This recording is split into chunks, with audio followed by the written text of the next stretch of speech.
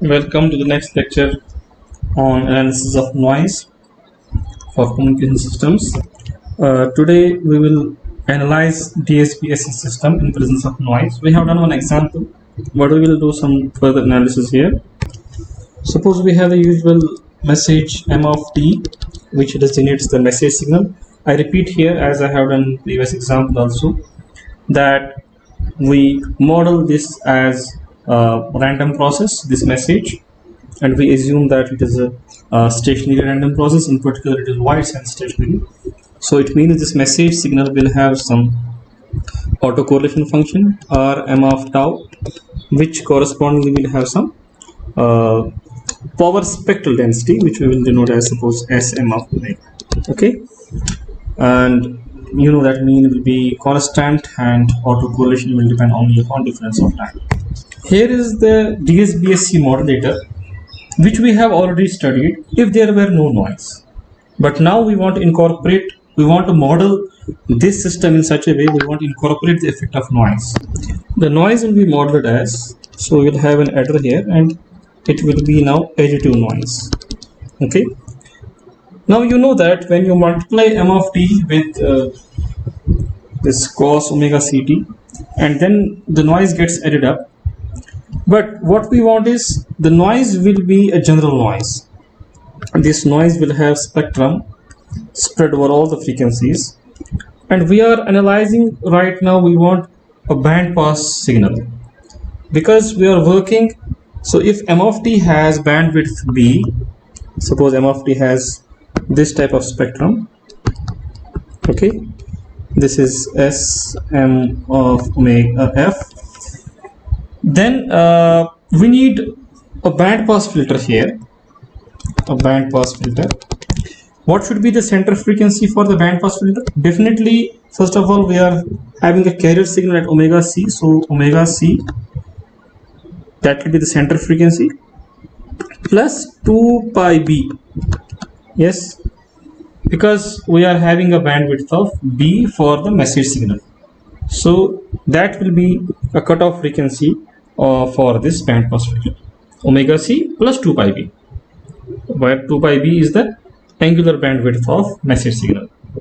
So that is why you will see we will write here omega c plus 2 pi b as the upper cutoff frequency for this band pass filter. Now this will be the signal received at the receiver, we will call it yi of t, and the signal power correspondingly will be Si. Noise power we will denote by Ni. And what we do at the receiver, you know that we again multiply the same carrier root 2 cos omega ct, and then we will use a low pass filter, which is also called band pass filter. Sorry, baseband filter, not band pass. Baseband filter, which is also called low pass filter. Okay, baseband filter. You know that at the receiver we use low pass filter, that is also called a baseband filter. And then what would be the output? If there were no noise, the output would have been m of t, but now I will write output as y o of t, and the corresponding signal power as s naught, noise power at this point as n naught. Okay, now what is this Si, the signal power? Definitely, see, the signal part is root 2 m of t cos omega ct. Okay, this is your signal part. And now to compute its power, let's define this as, suppose, let me take this as x of t. Right, now this x of t is a random process, correct, because m of t is a random process. And now if you want to compute the average power for x of t, you will first need to compute its autocorrelation function, right? Then you take the value of autocorrelation function at tau is equal to 0. That is the value of average power. Okay, now what is the autocorrelation function? It will be expected value of x of t plus tau. I will not expand it here, rather I will write that Rx of 0, which is the average power, that I will denote by Si, is equal to expected value of x square of t, which is expected value of, now x of t is this, its square is 2 m square of t cos square omega ct. Okay, now what will be the power of m square t cos square omega ct? Here I will directly use the result which we have done already. If you remember, when we did one numerical, that m of t is a random process which designates the message signal, cos is the carrier signal, then what will be the expected value of m square t cos square omega ct? You can recall that numerical which I have showed already, it is in previous videos. And what will be this value? Actually this will be 2 times expected value of m square t cos square omega ct, and this expected value is 1/2 of m square t average value. Okay, like this. So it will be equal to m square t average, which is something m square. So the signal power, average signal power, is simply the average message signal power. That is one result. Okay, nice. Now what would be this yi of t? Okay, because this is important, we want to know this yi of t. This will enable us to compute the output noise power and not of. Okay, now this yi of t is the signal part, that is √2 m of t cos omega ct plus the noise which is at n of t. Now this noise is band pass noise because we are passing this signal through band pass filter, so it is band pass noise. And now we incorporate one important result which I showed in the last lectures, that any band pass process can be written as, so this n of t can be written as nc of t cos omega ct plus ns of t sin omega ct. Any band pass process can be written as sum of 2 quadratures. One will be the cos component, other will be the sin component.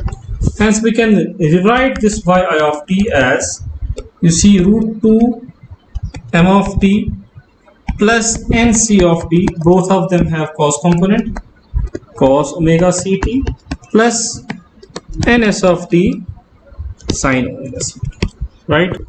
Then we are multiplying this yi of t with again √2 cos omega ct. You see this here, this is y of t.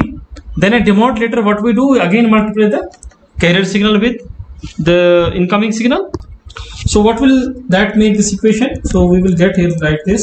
So √2 m of t, then it will be cos square omega ct plus the second term will be nc of t cos square omega ct plus ns of t sin omega ct times cos omega ct.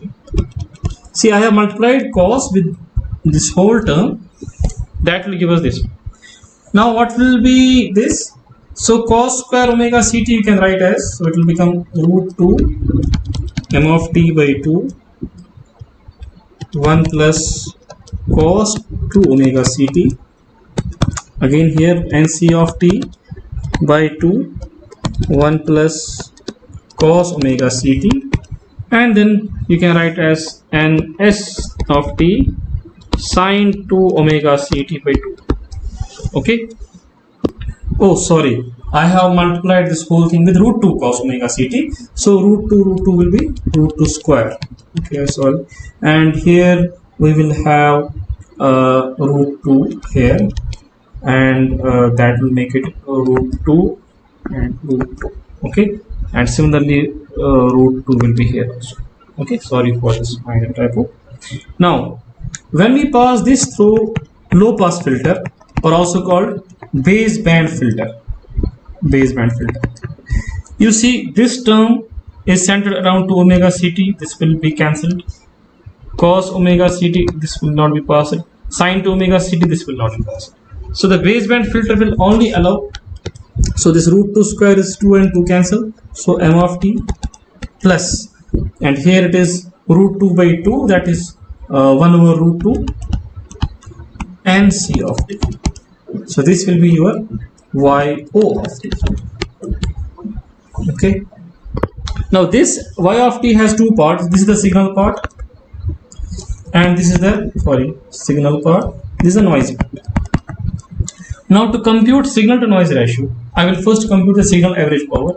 So SO, which is the output signal power, is the power of m of t, which we know I can write that as m square t, or I will write the m square. Okay. And what will be the noise power? It will be the power corresponding to this term, right? So the noise power will be the square of this, its mean. So 1 over root 2 nc of t, its square, and then I will write expected value or mean. Okay. See, this bar also means expected value, right? So which is 1 over 2 nc square, its mean. Now again, recall our previous lecture on white process. We have done that the power of the noise, baseband noise, is same as the power in the components, the cos component as well as the power in the sine component. And how much is that? That is n times b, where what is n? N is the power spectral density of original baseband process. This is the n height. In fact, I think it is, if I'm not wrong, n by 2, right? And this is b minus b, right? So this is the power, and hence this is the PSD of n of t, and this nb, n times b remain is the power of order. We recall that you have already done this result in the lecture on white Gaussian noise, that the average power of baseband noise is same as the power in the components, cos and sine components. And for noise with power spectral density like this, n by 2, right? It is here b and minus b on f scale. On omega scale, this is 2 pi b, this is minus 2 pi b, and this is your s n of omega. Okay. Then this is equal to 2nb.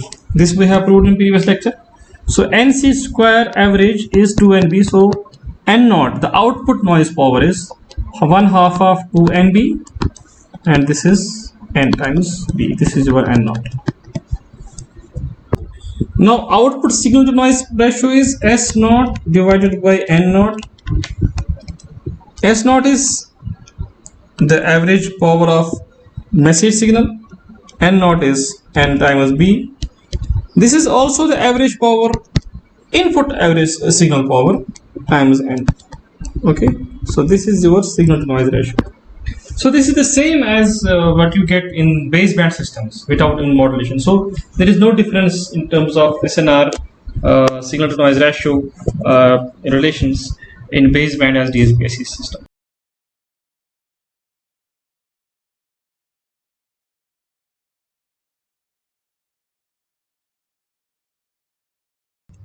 Now similarly, we can do the similar calculations for single sideband systems. Okay, in single sideband, how do you represent the single sideband modulation? So if you have message signal as m of t and the Hilbert transform of message signal, so you have Hilbert transform wherein you shift all the frequency components of m of t, that is its Fourier transform m of omega, by pi minus pi by 2, then that is called, we denote by mh of t. Sorry, we call that mh of t.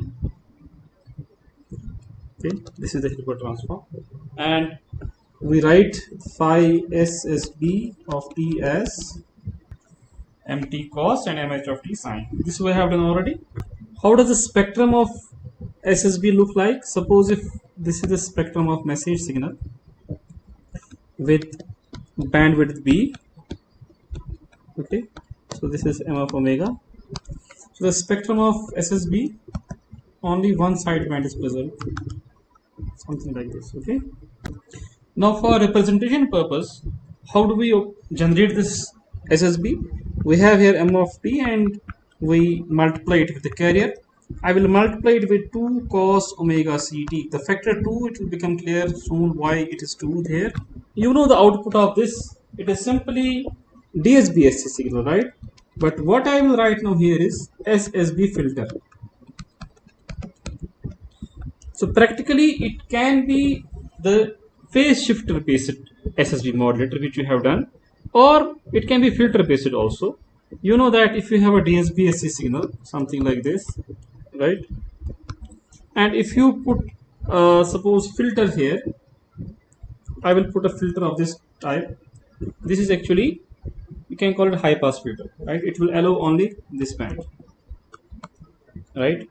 Or you can put a filter like this, or even a band pass filter, two band pass filters like this.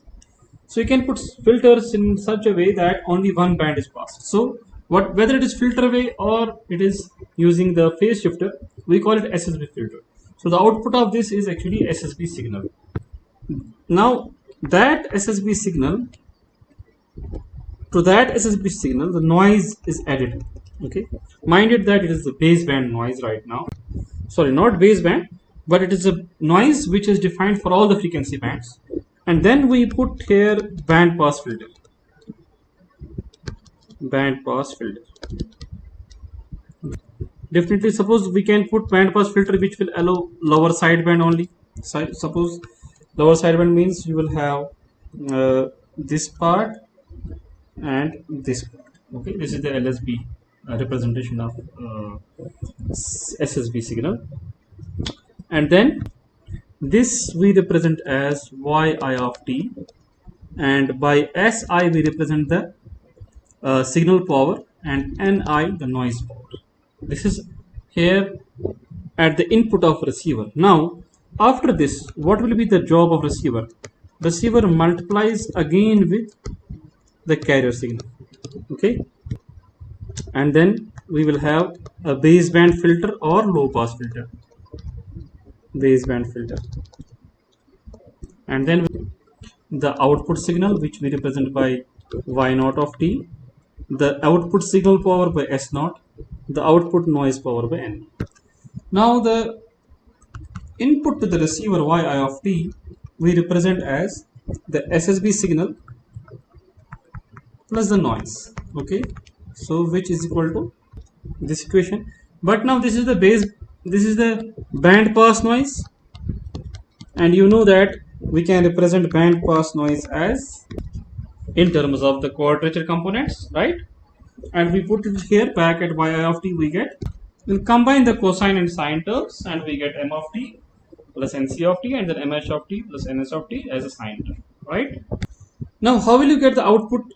For output, you first of all you multiply this yi of t with 2 cos omega ct. Okay, so what will we get when you multiply that? So we multiply this whole equation with 2 cos omega ct. We get this equation. So this cos square, it is 2 sine theta cos theta, which is sine 2 theta, and cos square theta we can write 1 plus cos 2 theta by 2. We get this thing. Now when we pass this through the baseband filter or low pass filter, it will first of all suppress this term because it has sine 2 omega ct, so this is higher frequency, it will be centered around 2 omega c, and here we have cos 2 omega ct multiplied by this term, that will also be suppressed. The only thing which we will get is m of t plus nc of t as the yot. This will be the output of the receiver. Okay, it is very easy to see that this is the signal part, this is the noise part. So the output signal power is the average power of this signal, or I can write it as m square, and the noise power is given by the average power of this cosine component, right, nc. And as done in previous section, it is equal to n times b. We are taking the same noise like this. So this is n by 2, and this is b, this is mine. Okay, so this is n naught. So the signal to noise ratio s naught by n naught is m square divided by nb, but m square is same as the input signal power divided by nb. you can see that this expression of signal to noise ratio is same as what we got for DSB-SC system. So it is the conclusion that in terms of the resource utilization, suppose here is a bandwidth is one resource, signal to noise ratio is another resource, signal power. So in terms of bandwidth relationship with signal power, DSB-SC and SSB and in fact a baseband system, they all have same behavior, they all give same performance with respect to SNR. Now remains the analysis of AM. So AM, there is one different thing that while transmitting the signal, you have this extra term, the carrier term is separately added up. So the performance of AM is different from DSB-SC and SSB, and it also depends upon how you demodulate. Okay, so there are several ways to demodulate the AM signal. We have done envelope detection, but there are other ways also. So I will post separate lecture for AM. Okay, and then one last lecture for noise performance in FM. These next two videos will complete the noise analysis. Then I will post just one video for remaining part of FM. Okay, that will complete the course. Then maybe I can post some